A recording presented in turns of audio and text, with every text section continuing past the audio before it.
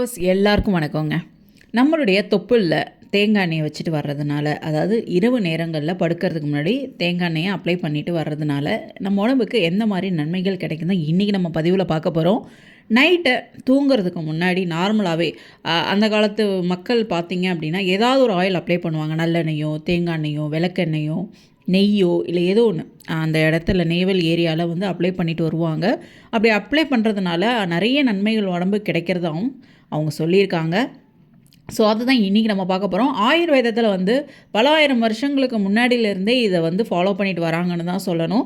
சரி, இதை வந்து பயன்படுத்துறதுனால, அதாவது இந்த தேங்காய் எண்ணெயை நம்ம தொப்புளில் நைட்டு படுக்கிறதுக்கு முன்னாடி வச்சுட்டு வர்றதுனால எந்த மாதிரி நன்மைகள் கிடைக்குதுன்னு பார்த்தோன்னா, அதிகப்படியான வாயு தொல்லையால் பாதிக்கப்பட்டிருப்பாங்க பார்த்திங்களா. அதாவது எனக்கு கொஞ்சம் பருப்பு சாப்பிட்டாலோ இல்லை ஏதோ ஒன்று சுண்டல் சாப்பிட்டாலோ அந்த மாதிரி சாப்பிடும்போது அவங்களுக்கு வந்து கேஸ் ஃபார்ம் ஆகி ரொம்ப கஷ்டப்படுவாங்க.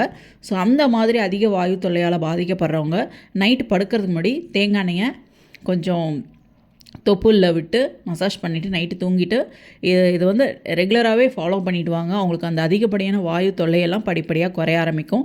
சளி தொல்லை இருக்குது, எனக்கு அடிக்கடி சளி பிடிக்குதுங்கிறவங்களும் இந்த மெத்தடை ட்ரை பண்ணி பாருங்கள். ஒரு நல்ல ரிசல்ட் கிடைக்கும்னு தான் சொல்லணும். ஸோ அது மட்டும் இல்லாமல் இந்த வயிற்று பிடிப்பு, மாதவிடாய் வலி, அதாவது இழுத்து பிடிச்சி வலிக்குதுன்னு சொல்கிறாங்க பார்த்தீங்களா. ஸோ அந்த மாதிரி வலி, பீரியட்ஸ் டைமில் ஏற்படக்கூடிய வலிகள், இது எல்லாத்துக்குமே வந்து பீரியட்ஸ் வர்றதுக்கு முன்னாடியே நீங்கள் வந்து இந்த மாதிரி தொப்புளில் தேங்காய் எண்ணெயை லைட்டாக சூடு பண்ணி, லைட்டாக ரொம்ப ஹீட் பண்ணாமல் லைட்டாக ஹீட் பண்ணி கூட நீங்கள் தடவிட்டு வரலாம். முடியாதவங்க அப்படியே கூட அப்ளை பண்ணிட்டு வாங்க, ஒன்றும் பிரச்சனை இல்லை. ஸோ இதெல்லாம் ட்ரை பண்ணி பாருங்கள். உங்களுக்கு அந்த வலிகள் படிப்படியாக குறைய ஆரம்பிக்கும். பீரியட்ஸ் வர்றதுக்கு முன்னாடியே இதெல்லாம் ட்ரை பண்ணிங்கன்னா உங்களுக்கு அந்த பீரியட்ஸ் பெயின் வந்து வராமல் இருக்கிறதுக்கும் இது வந்து உதவியாக இருக்கும். லேப்டாப் முன்னாடி நிறைய பேர் ரொம்ப நேரம் உட்காந்து ஒர்க் பண்ணுறதுனால ஃபேஸ் பண்ணக்கூடிய ப்ராப்ளம்ஸ் என்னென்னா, கண் ரிலேட்டடாக வரக்கூடிய பிரச்சனைகள் தான். அதாவது கண்ணில் வறட்சி ஏற்படலாம், பார்வை கோளாறு ஏற்படலாம். ஸோ இந்த மாதிரி பிரச்சனை நிறைய பேர் வந்து அந்த கண் வறட்சி, அந்த ஐ ட்ரைனஸ்ன்னு சொல்கிறாங்க பார்த்தீங்களா. ஸோ அது வரக்கூடாதுன்றதுக்காகவே நிறைய பேர் இந்த ரீடிங் கிளாஸ்லாம் போடுவாங்க.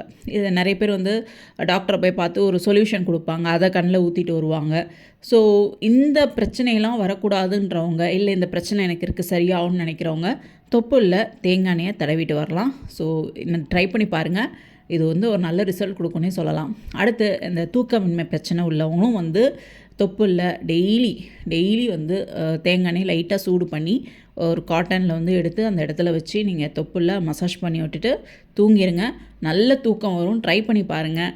அதே மாதிரி ஸ்கின் வறட்சி, அதாவது இப்போ இதுக்கு முன்னாடி கண்ணில் ஏற்படக்கூடிய வறட்சிக்கு இதை பயன்படுத்தலாம்னு சொன்னேன் பார்த்தீங்களா. அதே மாதிரி நம்மளுடைய தோலில் ஏற்படக்கூடிய வறட்சி, அது முகமாக இருக்கட்டும், கை கால் எதுவாக இருக்கட்டும், ஏற்படக்கூடிய வறட்சிக்கு வந்து இந்த தேங்காய் எண்ணெயை தாராளமாக நீங்கள் தொப்புளில் பயன்படுத்திட்டு வரலாம். ஸோ உங்களோட நேவல் ஏரியாவில் நீங்கள் இதை அப்ளை பண்ணும்போது ஸ்கின்னோட ட்ரைனஸ் மட்டும் இல்லைங்க, உங்கள் ஸ்கின்னுக்கு வந்து ஒரு நல்ல பளபளப்பு, அதாவது முகத்திற்கு ஒரு நல்ல தேஜஸை கொடுக்கும். சில டைப்ஸ் ஆஃப் சில ப்ராப்ளம்ஸை க்யூர் பண்ணும். ஃபேஸில் இருக்கக்கூடிய பிக்மெண்டேஷன்ஸ், பிம்பிள்ஸ்லாம் க்யூர் ஆகிறது கூட இது ரொம்ப ஹெல்ப்ஃபுல்லாக இருக்கும். ஸோ ட்ரை பண்ணி பாருங்கள். நார்மலாகவே நம்ம தொப்புள் இருக்குது பார்த்திங்களா, ஸோ அதோட நிறைய நரம்புகள் வந்து கனெக்ட் ஆகிருக்குன்னு தான் சொல்லணும். ஸோ இதனாலே வந்து நீங்கள் அந்த இடத்துல எண்ணெய் வைக்கும்போது என்ன ஆகும் அப்படின்னா, முக்கியமாக தேங்காய் எண்ணெய்லாம் வைக்கும்போது ப்ராப்பர் டைஜஷனுக்கு ரொம்ப ஹெல்ப் பண்ணுது. அதாவது வயிறு அது சரியாக எனக்கு டைஜஷன் ஆக மாட்டேங்குதுன்ற பிரச்சனை உள்ளவங்களாம் இதை ஃபாலோ பண்ணிவிடுவாங்க. டைஜஷன் நல்லா நடக்கும். அது மட்டும் இல்லாமல் இந்த ப்ளோட்டிங், கேஸ், இந்த கான்ஸ்டிபேஷன் பிரச்சனை உள்ளவங்களுக்கும் வந்து ஒரு நல்ல நிவாரணம் கிடைக்கும்னே சொல்லலாம்.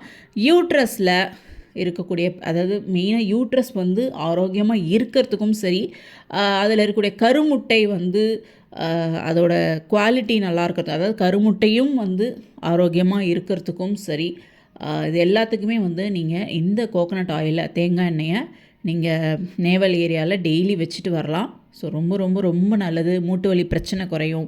இந்த மூட்டுகளில் ஏற்படக்கூடிய வலி, வீக்கம், இது எல்லாமே நல்லா குறையிறதுக்கும் வந்து நீங்கள் இந்த தேங்காய் எண்ணெயை பயன்படுத்திட்டு வரலாம்.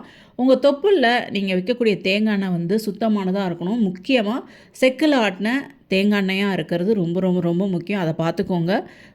இந்த விர்ஜின் கோகோனட் ஆயிலெலாம் சொல்கிறாங்க பார்த்தீங்களா, அந்த மாதிரி கூட நீங்கள் அப்ளை பண்ணலாம். செக்கில் ஆட்டின தேங்காய் எண்ணெய் அதெல்லாம் நீங்கள் அப்ளை பண்ணலாம். அதெல்லாம் ரொம்ப நல்லது.